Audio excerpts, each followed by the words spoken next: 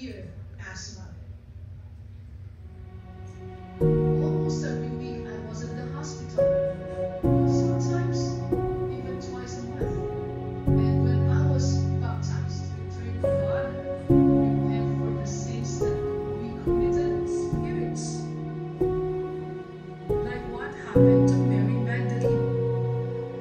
Listen to Luke chapter 8, verse 2.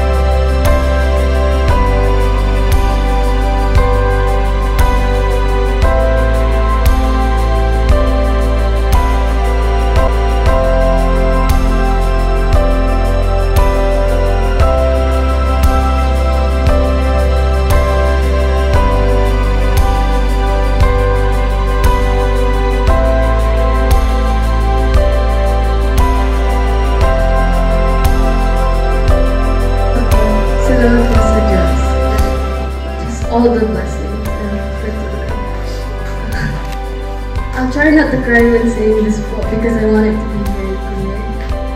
That I believe this is the church and this is the true church, and I thank God so much. I thank everyone so much that I am a part of it. Today po, I felt like they were a big part of my life. I want to thank you too po. And everyone else that's been here po. Sana po sa Diyos. I don't care about grades, like Sister Saliba says. But the true graduation is what I want. I want us to be together out there. Love you. You make me so proud.